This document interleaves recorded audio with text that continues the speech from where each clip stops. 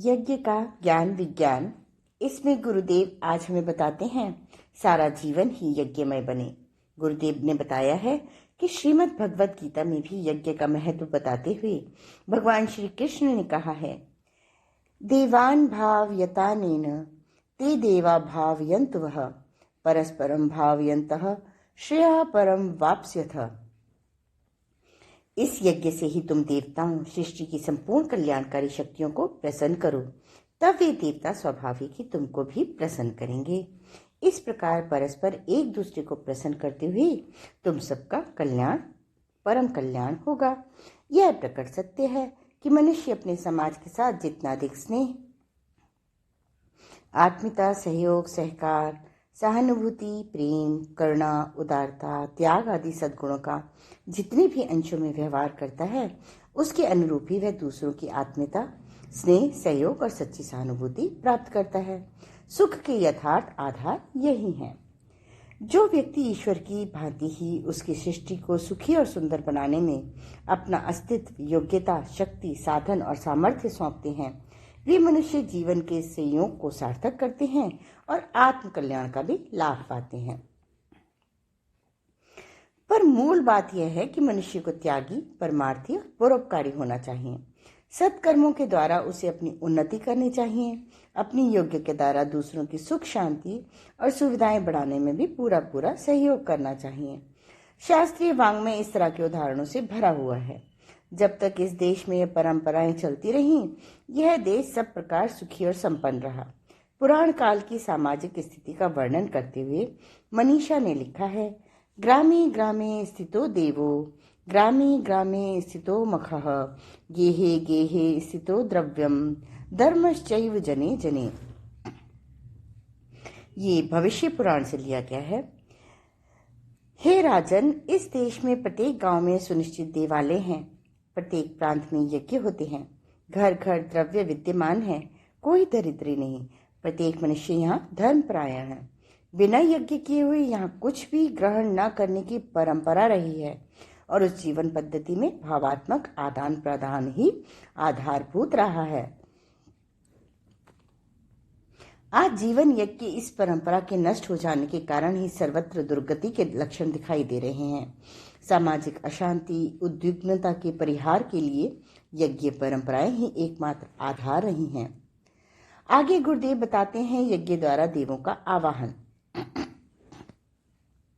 इसमें गुरुदेव ने बताया है, यज्ञों का महत्व बताते हुए शास्त्रकारों ने इसे देवों और मानवों में संपर्क, संबंध और सहयोग के सघन सूत्र स्थापित करने का अमोघ उपाय बताया है।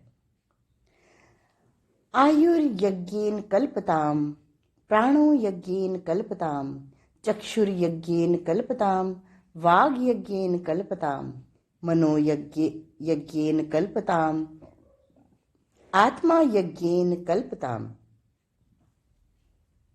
अपनी आयु, प्राण, इंद्रियां, मन, आत्मा आदि सर्वस्व को यज्ञ को समर्पित करो। फिर से बोलूंगी, अपनी आयु, प्राण, इंद्रिय, मन, आत्मा आदि सर्वस्व को यज्ञ को समर्पण करो। इस मंत्र में मनुष्य को यह आदेश दिया गया है कि वे अपना सर्वस्व यज्ञ के लिए लगा दें।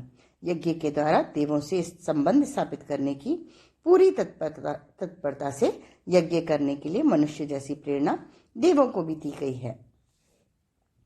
देवा यजमानश्च सीदता, हे देवताओं, यजमान और तुम पास बैठो और इकट्ठे होकर यज्ञ करो। मनुष्य का लाभ देवताओं से संबंध स्थापित करने, उन्हें सहयोग देने और बढ़ाने में ही है, क्योंकि इस प्रकार संतुष्ट और परिपुष्ट हुए देवता मनुष्य को अनेक सुख साधन एवं सुअवसर प्रदान करते हैं। महर्षि अंगिरा का वचन है, यज्ञादिभिर्देवः शक्ति सुखादि नाम। यज्ञादि शुभ कर्मों से देवताओं को प्रसन्न करके मनुष्य शक्ति, सुख आदि संपदाएं प्राप्त करता है। देव शब्द का स्थूल अर्थ देने वाला, सत्पुरुष, ज्ञानी, विद्वान आदि श्रेष्ठ व्यक्ति हैं। ऐसे पुरुषों को सहयोग देना, उनकी शक्तियों और कार्य पद्धतियों को आगे बढ़ाने के लिए निस्वार्थ भाव से सहायता करना ही यज्ञ है। दूसरे देवता वे हैं जो अदृश्य हैं। वे देवता ईश्वर की विविध प्रकार की सूक्ष्म शक्तियां हैं। वैसे तो ईश्वर एक है, इसकी विभिन्न शक्तियां अलग अलग हैं, उनके गुण कार्य भिन्न भिन्न हैं, इन्हीं ही देव कहते हैं। इसी प्रकार प्रकृति के अंतराल में काम करने वाली सृष्टि में रचना, विकास, पोषण और संहार करने वाली अनेक शक्तियां हैं, ये भी देव कहलाती हैं। अनेक ग्रहों मंडलों में जो प्रकाश किरणें हम तक आती हैं, इन्हें भी देव कहते हैं। सूर्य की किरणों में से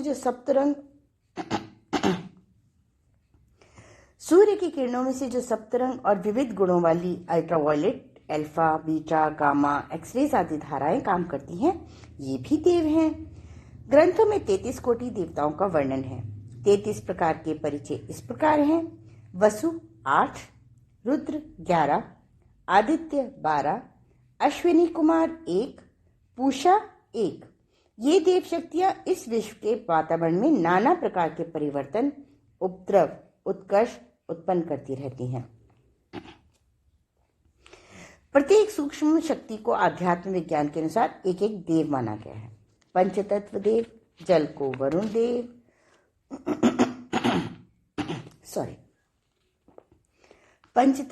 पंचतत्व देव, जल को वरुण देव, गर्मी को अग्नि, पवन को वायु देव, धरती को गौरी व आकाश को इंद्रदेव माना गया है। इसी प्रकार सृष्टि के अंतराल में जो अनेक शक्तियां काम कर रही हैं, उनको भी देव की संज्ञा दी जाती है या दी गई है।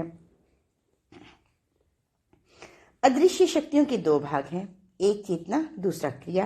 क्रिया प्रकृति से संबंधित है, चेतना ब्रह्म का अंश है। जैसे सूर्य का स्थूल रूप पिंड, अग्नि पिंड मात्र है, पर अध्यात्म विज्ञान के अनुसार स्थूल रूप के अतिरिक्त सूर्य में एक चैतन्य प्राण भी है, जो ब्रह्म से प्रेरणा प्राप्त करता है, ब्रह्म रूप है। इसी प्रकार जल, वायु, अग्नि आदि देवों के जो स्थूल रूप है, उनके अतिरिक्त उनमें एक चैतन्य आत्मा भी है, जो ब्रह्म से संबंधित है।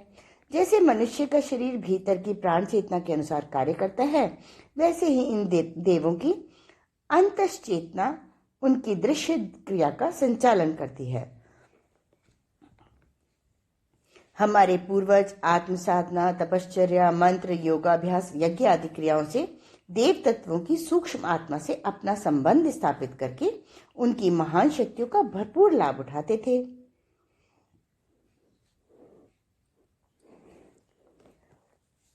मंत्र की शक्ति महान है, इसलिए तुलसीदास जी ने भी कहा है, मंत्र परम लघु जासु बस, विधि हर सुख सर्ब, महामत गजराज कहूं, बस कर अंकुश खर्ब। मंत्र शब्द पर ब्रह्म शब्द की महान शक्ति से हमारे ऋषि परिचित थे। नवीन विज्ञान ने ईश्वर तत्व में शब्द तरंगों के द्रुत गति से भ्रमण करने की गतिविधि का पता लगाकर ही बेतार के तार का आविष्कार किया। मंत्र की रचना शब्द विज्ञान के रहस्य के आधार पर ही होती है। मंत्र को आध्यात्मिक मिसाइल भी कह सकते हैं। किस शब्द के बाद कौन सा शब्द रखने से किस प्रकार का, किस विद्युत शक्ति का प्रवाह होता है, इस रहस्य को अभी तक पाश्चात्य विज्ञान नहीं जान पाया है। हमारे पूर्वज जानते थे। अमुक क्रम से शब्दों को रखने से मुख के अमुक अंगों का अमुक क्रम से संचालन होता है।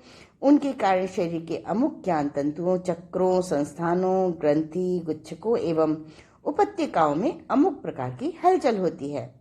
उस हलचल की क्रिया प्रक्रिया की उथल पुथल से एक विशेष प्रकार की विद्युत प्रवाह आकाश से उत्पन्न होता है।